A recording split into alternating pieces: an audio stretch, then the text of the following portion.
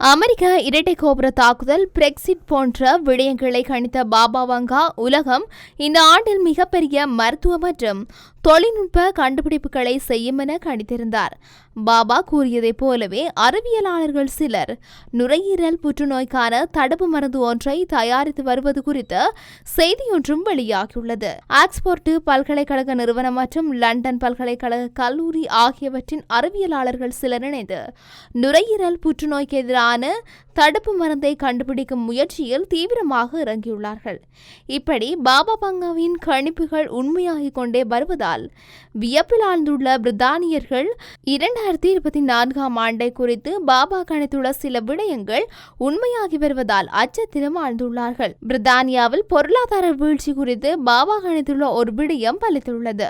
பிரித்தானியாவின் மொத்த உள்நாட்டு உற்பத்தி 3 மாதங்களில் 0.3% வீழ்ச்சியடைந்ததாக குறித்த செய்திகள் வெளியாகி வருவது பெரும்பாலானோர் அறிந்ததே. இதற்கிடையில் நேற்று நிகழ்ந்த ஒரு விடயம் பிரித்தானியர்களை வியப்பிலும் அச்சத்திலும் ஆழ்த்தியுள்ளது.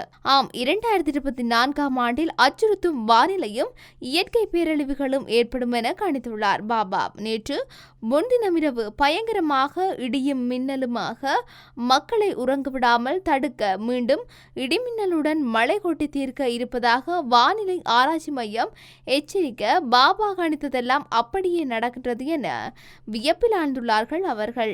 கனடிய குடியுரிமை பெற்றும் கனடாவிலிருந்து வெளியேறும் புலம்பெயர்ந்தோர் எண்ணிக்கை அதிகரித்து வருவதாக சமீபத்திய ஆய்வொன்றில் முடிவுகள் தெரிவிக்கின்றன. அதன்படி 2017ஆம் ஆண்டுக்கும் 2019ஆம் ஆண்டுக்கும் இடையில் கனடாவிலிருந்து வெளியேறி வேறொரு நாட்டில் குடியேறும் கனடியர்களின் எண்ணிக்கை 31% அதிகரித்துள்ளதாக கூறப்படுகின்றது. இந்த நிலையில் கனடாவுக்கு புலம்பெயர்ந்தவர்களில் ஒரு கூட்டத்தினர் கனடாவை விட்டு அமெரிக்கா, ஹாங்காங் மற்றும் பிரித்தானியா ஆகிய நாடுகளில் குடியேறியுள்ளனர்.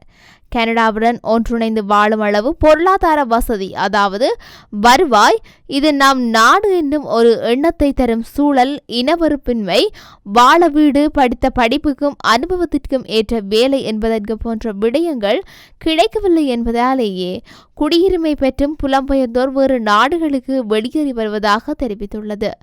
குறிப்பாக குடியிருக்க வேண்டிய சரியான வீடுகள் கிடைக்காததாலேயே கனடாவுக்கு வந்து 4 அல்லது 7 ஆண்டுகளுக்குள் குடியுரிமை பெற்றும் புலம்பெயர்ந்தோர் பலர் கனடாவிலிருந்து வெளியேறுவதாக அந்த ஆய்வு குறிப்பிடுகின்றது.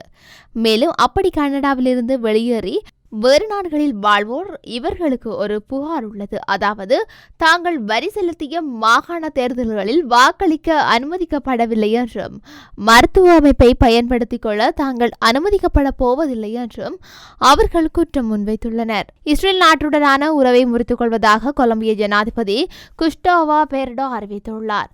பெகோட்டாவில் நடைபெற்ற சர்வதேச தொழிலாளர்கள் தின விழாவில் பங்கேற்ற பெட்ரோ இனப்படுகொலை செய்யும் அரசுடனான தூதரக ரீதியிலான உறவை முறித்துக் கொள்வதாக அவர் தெரிவித்துள்ளார். மேலும் காசாவில் நடைபெறும் மனித உரிமை மீறல்கள் உலகம் வேடிக்கை பார்க்காது என்றும் அனைத்து நாடுகளும் தீவிர நிலைப்பாட்டை எடுக்க வேண்டும் என்றும் வலியுறுத்தியுள்ளார்.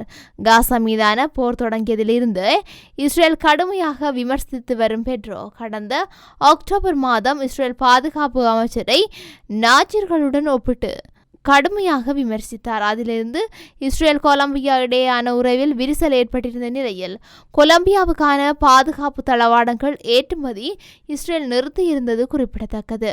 கனடாவில் பல்வேறு குற்றச்சாட்டுகளின் கீழ் 2 தமிழர் கைது செய்யப்பட்டுள்ளனர். டச்ராம் பிராந்தியத்தில் முதியவர்களை குறிவைத்து பல்வேறு மோசடிகளில் அவர்கள் ஈடுபட்டதாக போலீசார் தெரிவித்துள்ளனர். ஆஜாக்ஸ் பகுதியைச் சேர்ந்த 27 வயதான லக்ஷ்கந்த செல்வராஜா, 25 வயதான அக்ஷய தர்மகுல சிங்கன் ஆகியோரே கைது செய்யப்பட்டுள்ளனர். சந்தேக நபர்கள் வங்கி மற்றும் கிரெடிட் கார்டு நிறுவனங்கள் போல நடித்து தொலைபேசி அழைப்புகளை ஏற்படுத்தி உரியவர்களது கணக்குகள் மோசடி செய்துள்ளனர். குறித்த 2 தமிழர்களால் பாதிக்கப்பட்டவர்கள் யாரும் இருந்தால் தகவல் தருமாறு போலீசார் கேட்டுக்கொண்டுள்ளனர். ஐக்கிய மக்கள் அமீரகத்தில் 2 வாரங்களுக்கு பின்னர் மீண்டும் கனமழை பெய்ய வருகின்ற நிலையில் சிவப்பு எச்சரிக்கை விடுக்கப்பட்டுள்ளதாக தேசிய வானிலை ஆய்வு மையம் தகவல் வெளியிட்டுள்ளது. மேலும் ஐக்கிய அரபு அமீரகத்தில் இன்றும் நாளையும் கனமழையுடன் இடிமின்னல் ஏற்படக்கூடும் என தேசிய வானிலை ஆய்வு மையம் தெரிவித்துள்ளது. இதன் காரணமாக முன்னெச்சரிக்கை நடவடிக்கைகள் எடுக்கப்பட்டுள்ளதோடு குடியிருப்பு வாசிகள் வீட்டுக்குள்ளேயே இருக்கும்படி அறிவுறுத்தல்கள் வழங்கப்பட உள்ளது. பொதுத்துறை மற்றும் தனியார் துறை அலுவலகங்களில் பணிபுரிவோர் வீட்டிலிருந்து பணிபுரியும்படி கூறப்பட்டுள்ளது. இதேபோன்று மாணவர்களின் பாதுகாப்புக்காக அவர்கள் ஆன்லைன் வழி கல்வியை பெறவும் அறிவுறுத்தப்பட்டுள்ளது. பூங்காக்கள், பீச்சுகள் ஆகியவற்றை தற்காலிக அடிப்படையில் மூடப்பட்டு உள்ளன. தேவையின்றி வாகன பயணம் மேற்கொள்ள வேண்டாம் என்றும் அறிவுரை வழங்கப்பட்டுள்ளது. இதனையடுத்து ஐக்கிய அரபு அமீரகம் முழுவதும் விமான சேவைகள் பாதிக்கப்பட்டுள்ளமையினால் பல விமானங்கள் ரத்து செய்யப்பட்டுள்ளதாக கூறப்படுகின்றது. கனமழையால் நீர்த்தங்கி காணப்படும் சூழலில் விபத்துக்களை குறைக்கும் நோக்கில் சில விதிகள் மூடப்பட்டுள்ளதோடு நகரங்களுக்கிடையேயான பேருந்து சேவைகளும் ரத்து செய்யப்பட்டுள்ளமை குறிப்பிடத்தக்கது. அமெரிக்காவின் லாஸ் ஏஞ்சலிஸ் உள்ள கலிபோர்னியா பல்கலைக்கழகத்தில் போராட்டத்தில் ஈடுபட்ட 200க்கும் மேற்பட்ட பலஸ்தீனிய ஆதரவாளர்கள் கைது செய்யப்பட்டுள்ளனர். போர்ட்லேண்ட் ஸ்டேட் பல்கலைக்கழக நூலகத்தை போராட்டக்காரர்கள் ஆக்கிரமித்ததை அடுத்து 100க்கும் மேற்பட்ட போலீசார் சம்பவ இடத்திற்கு விரைந்ததுடன் போராட்டக்காரர்களின் முகாம்களையும் அகற்றியுள்ளனர். இந்த நிலையில் சம்பவம் குறித்து அமெரிக்க ஜனாதிபதி ஜோ பைடன் கண்டனம் வெளியிட்டுள்ளார். அமெரிக்கர்களுக்கு எதிர்ப்பான உரிமை உண்டு, ஆனால் வன்முறையை ஏற்படுத்த உரிமை இல்லை எனவும் அவர் தெரிவித்துள்ளார். கடந்த மாதம் 17ஆம் தேதி நியூயார்க் நகரத்தில் உள்ள கொலம்பியா பல்கலைக்கழகத்தில் ஆரம்பமான பலஸ்தீனிய சார்பு பேரணிகள் மற்றும் முகாம்கள் பல மாநிலங்களிலும் 6க்கும் மேற்பட்ட நாடுகளில் முன்னெடுக்கப்பட்டு வருகின்றன. பாலஸ்தீன ஆதரவாளர்களுக்கும் இஸ்ரேல் ஆதரவாளர்களுக்கும் இடையே ஏற்பட்ட மோதல் சம்பவங்கள் பலர் காயமடைந்துள்ளனர். மேலும் சில பகுதிகளில் வன்முறை வெடித்தது.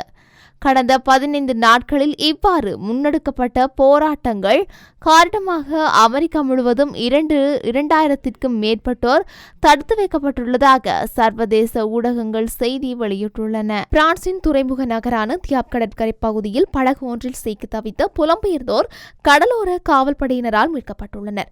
பெண்கள் மற்றும் சிறுவர்கள் அடங்கலாக 66 பேர் இவ்வாறு மீட்கப்பட்டதாக சர்வதேச ஊடகங்கள் தெரிவிக்கின்றன.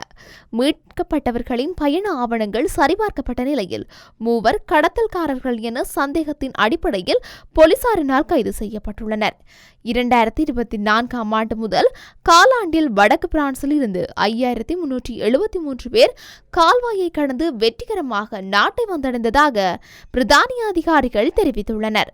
இந்த எண்ணிக்கையானது முந்தைய ஆண்டை விட 40% அதிகரிப்பாகும் என அவர்கள் சுட்டிக்காட்டியுள்ளனர். இதனிடையே இந்த ஆண்டு இறுதியில் பொது தேர்தலை எதிர்கொள்வதற்கு நாடு தயாராகி வரும் நிலையில் இவ்வாறான குடியேற்றம் பிரித்தானியாவில் முக்கிய அரசியல் பிரச்சனையாக மாறியுள்ளது. ஒழுங்கற்ற புலம்பெயர்ந்தோரை கிழக்கு ஆப்பிரிக்க நாட்டிற்கு நாடு கடத்த அனுமதிக்கும் சர்ச்சைக்குரிய சட்டத்தை ஏற்றுக்கொண்ட ஒரு வாரத்திற்கு பின்னர் ருவாண்டாவிற்கு நாடு கடத்தப்படுவதாக மக்களை தடுத்து வைக்கக்கூடிய தொடங்கியுள்ளதாக பிரித்தானிய அரசாங்கம் அறிவித்துள்ளது. இதன்படி இந்த ஆண்டு சுமார் 6000 புலம்பெயர்ந்தோரை ருவாண்டாவிற்கு நாடு கடத்த பிரித்தானியா எதிர்பார்த்துள்ளதாக தகவல்கள் வெளியாகியுள்ளன.